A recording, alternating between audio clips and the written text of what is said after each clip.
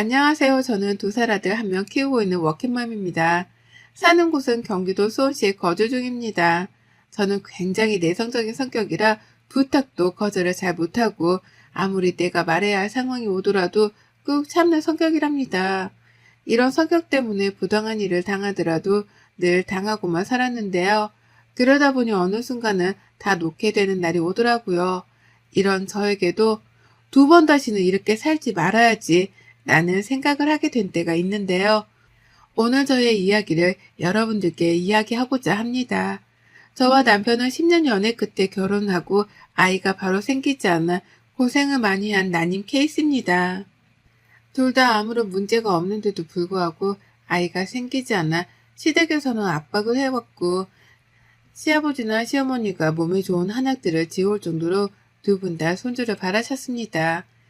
처녀 때 생리 한번 밀리지 않고 했기 때문에 자궁이 문제가 전혀 없다고 생각하기도 했고 또 딱히 아픈 것도 없어 당연히 저희에게 아기 천사가 바로 올 줄 알았죠. 근데 제 큰 착각이었을까요? 아이를 가지기는 많이 힘들어 포기하고 싶을 때 포기하지 않게 만든 힘은 바로 저였습니다.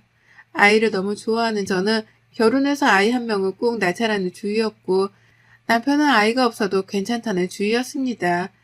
시댁 어른들은 남편과 다르게 손주를 너무 바라셨고 그렇게 노력을 열심히 했죠. 노력을 열심히 하는데도 늘 실패하는 임신 때문인지 몸과 마음도 많이 지쳐버린 때였는데요. 근데 제가 더 많이 지치게 된 이유는 또 한 가지 있습니다. 바로 신우 때문이었습니다. 신우이는 남편 여동생으로 저보다는 7살이나 어리답니다. 오랫동안 연애를 하면서 남편 여동생에 대해서 정말 진저리치게 잘하는데요. 정말 사고치고 자기 마음대로 안 되면 물건 집어던지고 화내고 그러더라고요. 근데 시댁에서는 아무 말 안 하는 게 옛날에 신우이가 태어나고 두 분이 바빠서 신우이를 할머니한테 맡겨서 키운 게 아직도 미안해서 지금 아무 말도 못 하신다고요. 근데 그건 그거고 이건 이거잖아요. 원래 개차반인 건 알았지만 좀 크면 좀 달라질 줄 알았기도 했지요. 오랜 연애를 해서 어떤 사람인지 누구보다 잘 알았지만 결혼하면 잘 마주칠 일이 없겠지. 그래도 좀 나아지겠지 했던 게 저의 잘못된 생각이었던 것 같습니다. 신우의 성격을 그럼 잠깐 말씀드리자면 말 그대로 독불장군입니다. 자기 말이 늘 옳아야 하고 조금이라도 어긋나게 하면 핸드폰 다 끄고 잠수 타 걱정을 만드는 사람이었죠. 그뿐만이 아니라 자기 멋대로 사는 사람이라 거의 이 세상에 자기가 왕이라고 생각한다고 보시면 돼요. 워낙 자기 멋대로 생각해 솔직히 결혼하지 못할 줄 알았는데 그래도 짝은 있나 봅니다. 신우이가 결혼을 한다는 이야기를 듣고 얼마나 행복했던지 더 이상 시댁에 가면 신우이를 자주 보지 않아도 될 생각에 솔직히 많이 들떠있던 적도 있었습니다. 근데 신우이는 임신을 하면서 남편에게 조르고 졸라 시댁 근처로 이사를 왔고 신우이 남편은 하루 왕복 2시간 넘게 출퇴근을 한다고 합니다. 물론 아이를 가지면 친정 근처에 오는 게 당연히 나은 줄은 알지만 저는 반갑지 않았거든요. 그런 신우이로 인해 제 결혼 생활이 힘들었던 것도 사실 맞습니다. 하나 조그마한 사건을 예를 들어보자면 어머님 생신 때 정말 비싼 식당을 예약했습니다. 한정식으로 나오는 코스 요리인데 어머님이 그런 데를 한 번도 안 가보셨다고 해 제가 3개월 전부터 예약해서 드디어 가는 날이 되었는데요. 근데 갑자기 신우이가 자기는 한정식이 먹기 싫다고 뷔페에 가고 싶다고 떼를 쓰는 거예요. 남편이 엄마 생일이고 거기 예약하는 것도 힘든데 그냥 가고 다음에 가자고 해도 막무가내로 그럼 자기 안 간다면서 자기끼리 먹고 오라고 난리를 치더군요. 하는 수 없이 어머님이 미안하지만 거기 취소를 해야 할 것 같다고 하고 취소를 했습니다. 시내의 원대로 근처에 있는 뷔페에 가서 식사를 했습니다. 그러면 자기 원하는 대로 갔으면 그것도 만족을 해야 하는데 또 괜히 여기로 왔다면서 만족이 안 된대요. 저보고 어쩌라고 하는 건지 먹으면서도 계속 투덜대길래 제가 속으로 지어준 별명이 세계 최강 투덜이거든요. 그러더니 뭐 인스타 감성 나오는 자기가 원하는 또 카페가 있다며 거기에 가자고 하더라고요. 오늘 어머님 생신인 거를 뻔히 알면서 저러니 엄마를 정말 생각하는 사람인가 싶기도 했습니다. 그리고 제가 어머님 생신 선물을 드리면 옆에서 꼭 참견을 해요. 언니, 어디서 산 거예요? 이거 쿠팡에서 산 거 아니야? 예? 아니요, 백화점에서요. 우와, 엄마 좋겠다. 이런 거 사주는 며느리도 있어서 나는 언제 이런 거 받아보나? 옆에서 막 비꼬고요. 지금 이 이야기는 세 발의 피라고 생각하시면 됩니다. 어느 정도 막무가내로 하냐면 같이 배달 음식 시켜서 먹고 있으면 갑자기 그 음식 먹기 싫다고 다른 음식 시키라고 난리칩니다. 아직까지도 그 음식이 많이 남아있어서 다 버릴 것 같은데도 불구하고 그 음식은 꼭 시키고 한 입이라도 먹어야 직성이 풀리는 사람이거든요. 그런 신우인지라 결혼하고 애기 낳으면 조금은 철들겠지 싶었던 게 제 큰 착각이었습니다. 애기를 낳으니 신우이는 시댁에 밥 먹다시피 오더라고요. 신우 남편이 바쁜 편이라 주말에도 나가서 일을 해야 하는 상황도 생기는데 그때마다 신우이는 육아가 힘들다며 매일같이 시댁에 와 있더라고요. 그럼 와 있기만 하면 되는데 저희 온다는 이야기만 들으면 저에게 매일같이 이것저것 시킵니다. 충분히 혼자서 할 수 있는 일인데도 불구하고 자기가 임신했다는 이유만으로 저를 매일 시켰는데요. 그 일은 직접 신우인에 가서 자기 무슨 옷을 가져다 달라. 자기가 정말 먹고 싶은 디저트가 있는데 그거를 사와라. 정말 임신 때만 생각하면 치가 떨릴 정도로 심부름을 했던 기억이 납니다. 임산부니까 아이를 가졌으니까 저도 참 많이 참고 지나갔었는데요. 근데 제가 더 참기 힘들었던 건 제가 아이를 기다리는 걸 뻔히 알면서 저에게 늘 하는 말이 이거였어요. 언니는 임신하지 마. 진짜 너무 힘들다. 너무 힘들어. 둘이 좋은데 뭐하러 애를 가져. 라면서 저를 볼 때마다 하는데 처음에는 저를 걱정해서 하는 말인가 싶어서 고마웠어요. 근데 계속 저 이야기를 하니 한 번은 나를 놀리는 건가? 임신을 못해서? 라는 생각이 들더군요. 그렇게 신우이가 출산을 하고 산후조리 2주에 산후도우미 2주에 심지어 시댁 2주로 총 6주를 넘게 조리를 하더라고요. 저는 가까이서 처음 보는 아기가 너무 예뻐서 신우이는 힘들었지만 조카는 너무 예뻐서 시댁에 매일 갔던 기억이 납니다. 그 뒤로 신우는 절대 임신은 안 한다더니 다시 연년생으로 둘째를 가지더라고요. 그렇게 신우이는 애가 둘인 엄마가 되고 저는 그때까지 한국 사회에서 난임부부로 살아갔습니다. 그럴 때마다 신우이는 그거 난임 치료하는 거 돈 많이 들지 않냐면서 그 돈으로 차라리 맛있는 거 사 먹으라고 나중에 때 되면 생기고 안 생기면 안 생기는 거지라고 하는데 왜 그렇게까지 저는 그 말도 서운했을까요? 신우이는 미웠지만 조카 둘은 참 너무나 예쁘더라고요. 태어난 순간부터 자라오는 순간에 봐서 그런가 내 아이 같고 너무 예뻤어요. 그래서 신우이한테 애기 봐줄 테니까 나갔다 오라고도 하고 힘들 때면 종종 이야기하라고도 하기도 했습니다. 출산 선물로는 현금이랑 선물 이렇게 챙겨드렸어요. 물론 두 번째 출산 선물로 가지고 싶은 게 있다고 해 열심히 챙겨드렸는데요. 근데 제가 너무 많이 챙겨준 탓이었을까요? 아이가 커가면서 필요한 것들이 생기면 자기가 사는 게 아니라 저한테 늘 이거 어때요? 언니가 사주면 안 돼요? 오빠 이거 사줘. 엄마 아빠 이거 사줘 등의 이야기가 많았습니다. 물론 저나 남편이나 맞벌이를 해서 그런 것들을 보면 사주기는 했지만 가끔은 조금씩 울컥해지기도 하더라고요. 우리는 아이가 한 명도 없는데 벌써 시누이는 둘째까지 있다고 하니 참 부러웠습니다. 근데 부러워만 했어야 했을까요? 신우의 자랑은 늘 끊임없이 지속되었습니다. 그러면서 늘 저에게 가지고 싶은 물건들이나 먹고 싶은 게 생기면 사진만 딸랑 보내곤 하더라고요.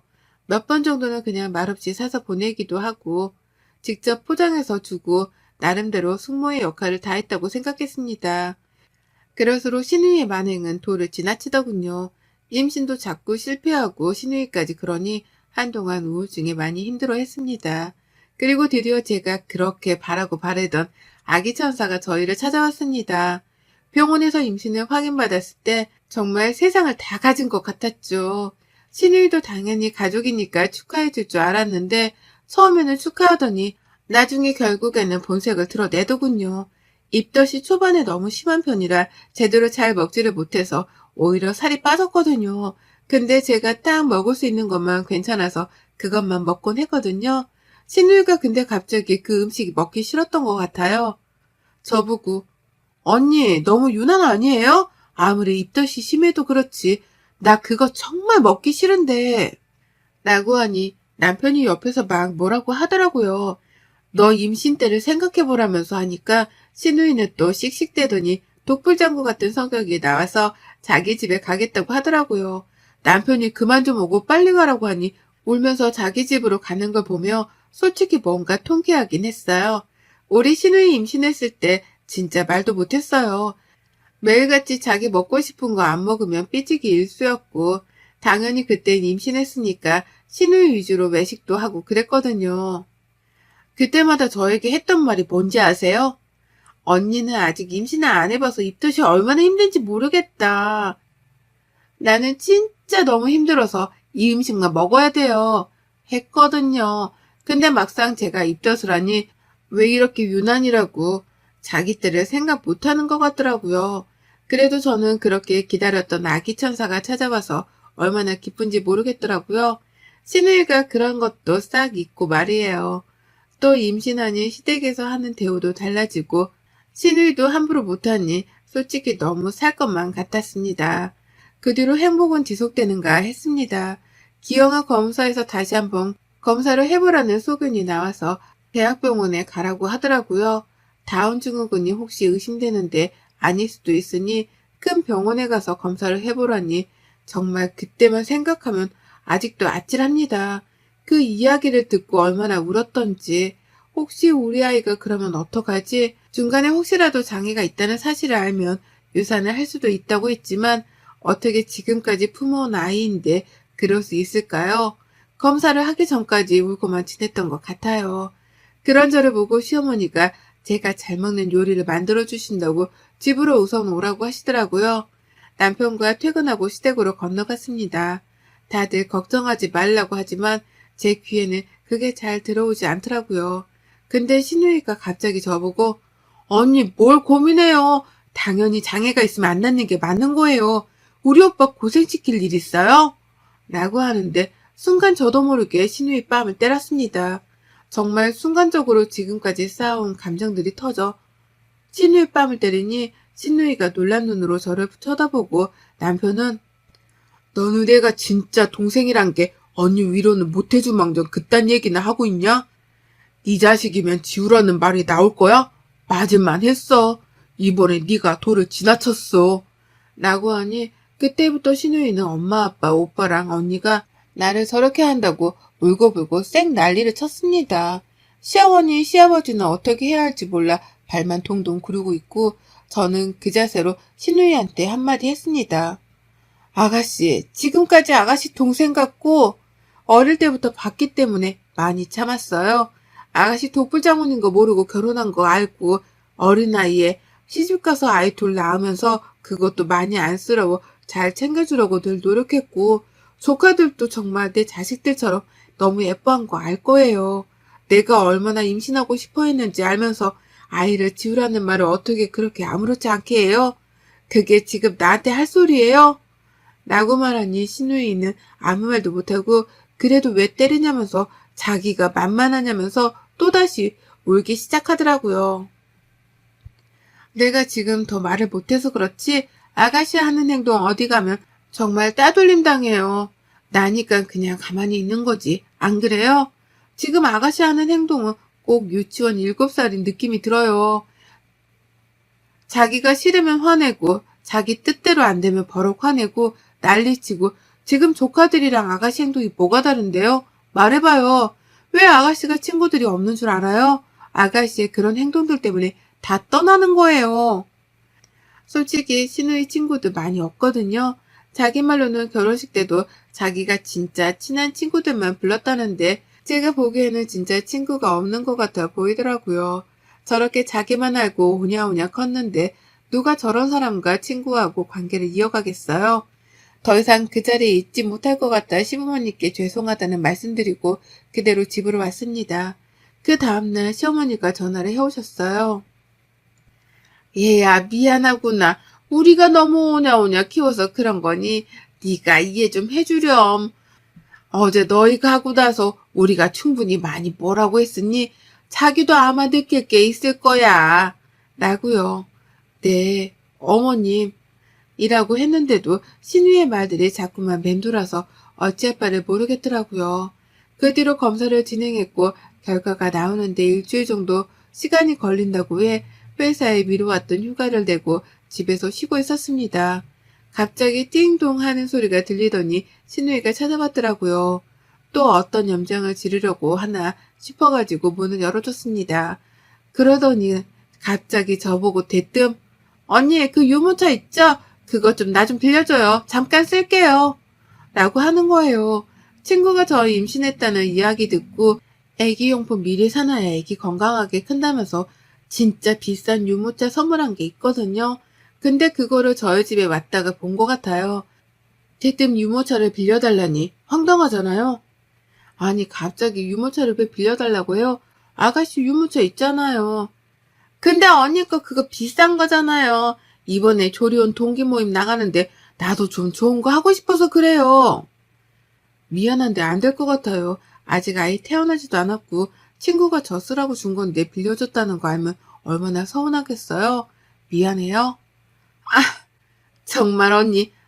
애기 아직 태어날지 안 태어날지도 모르는 상황에서 무슨 유모차예요. 나라면 이런 유모차 말고 애기 건강이나 더 신경 쓰겠어요. 참. 그러니 애기가 기형아 검사를 보통과 하지. 라는 말에 들고 있던 물컵을 신우에게 뿌렸습니다. 아, 뭐 하는 짓이에요, 진짜? 저번부터 안 되겠네? 뭐 하는 짓? 너 진짜 뚫린 입으로 함부로 하니? 너 더 당해볼래, 진짜? 하면서 신우이를 바닥에 내동댕이 쳤습니다. 그러고는 머리끄댕이를 잡고 다시 한번 말해보라면서 정말 이판사판 싸웠습니다. 임신 중이라 그러면 안 됐지만 정말 너무 화가 나서 어떻게 할지를 모르겠더라고요. 그렇게 신우이 머리를 한 움큼 뽑고 나서는 한마디 했어요. 너 두 번 다시 우리 집에 발 디딜 생각하지 마. 그리고 나한테 뭐 바라지 마. 오빠한테도. 울며불며 자기가 뭘 잘못했냐고 하길래 한 번 더 말해줬습니다. 너는 네가 잘못한 걸 진짜 몰라? 너 그렇게 말하는 거 고쳐. 그러지 않으면 네 곁에 아무도 안 남을걸? 심지어 네 남편도 가족이니까 참는다 생각하지 마. 네 성격 진짜 받아주기 힘드니까. 그리고 쫓아냈습니다. 너무 화가 나고 눈물이 나서 주체를 할 수가 없었지만 남편이 오고 지금까지 있었던 일을 다 얘기하니 잘했다고 하면서 안아주더라고요. 그 시간이 흐르고 검사 결과가 나왔는데 다행히도 아이는 기형아 검사를 무사히 통과했습니다. 시댁이랑 친정에게도 알렸는데요. 그 뒤로 저는 신우이가 오는 날이면 시댁에 가지 않고 신우이 전화는 차단했습니다. 저번에 첫째 조카 생일이었는데도 제가 챙기질 않았거든요. 제가 매년마다 생일에 크리스마스에 무슨 날이 아닐 때도 지나가다가 장난감이나 옷 보면 그냥 선물하기도 하고 정말 애들이 너무 예쁘고 저도 잘 따라서 정말 많이 예뻐했거든요. 근데 생일인 거 알았는데 그냥 넘어갔습니다. 챙겨주고 싶은 마음이 없어서요. 그랬더니 지 오빠한테 자기의 생일인데 언니가 전화 한 통 없다고 하니 오빠가 야, 네 애 생일에 왜 언니가 전화를 해야 돼? 무슨 네가 왕이냐? 헛소리 할 거면 끊어. 나도 차단하기 전에. 라고 했더니 또 엄마 아빠한테 일렀더라고요. 어머님 아버님도 신우이 그런 행동에 너무 화가 나서 그런지 왜 굳이 챙겨야 하냐면서 그냥 너희 가족끼리 보내라고 했다고요. 그 뒤로도 신우이는 계속 제 뒷얘기를 하고 오빠한테도 전화로 새언니가 너무하다고 하는 것 같은데 남편이 그럴수록 차단한다고 전화하지 말라고 했다더라고요. 그 뒤로 저는 무사히 건강한 아이를 출산을 했고 병원에 다행히도 코로나라 면회가 금지돼서 신우이는 오지 못했습니다. 그렇게 육아를 본격적으로 시작했고 오히려 신우이가 저랑 연락을 안 하니 불편한 점이 한둘이 아니었는지 먼저 연락이 오더라고요. 일주일 내내 연락을 하는데 저는 받지 않았습니다. 그랬더니 시어머니가 전화를 해오셨네요. 신우이가 얘기를 하고 싶어 한다고 사과하려고 하는 것 같은데 한번 이야기해보면 어떻겠냐고 그러더라고요. 처음에는 내키지 않았지만 계속 피할 수는 없었기에 아기를 재워놓고 신우이의 전화를 받았습니다. 울며 자기가 잘못했다고 미안하다고 다시는 안 그러겠다고 하더군요. 그래서 제가 딱 말했습니다. 용서가 되지 않는다고요. 하니 자기가 어떻게 하면 되겠냐고 하길래 두 번 다시 말을 함부로 하지 말라고 또 함부로 말을 한다면 그때는 정말 지금보다 더 심하게 대할 거라고 했죠. 알겠다고 하길래 그때부터 신우이가 조심하는 모습을 보이기 시작했네요. 다행히도요. 신우이한테 사실 더 참교육을 했어야 하는데 그때 많이 못한 게 아쉽기는 해도 이 정도면 충분히 알아들은 것 같아 이제는 조금은 편하게 대하려고 하는데요.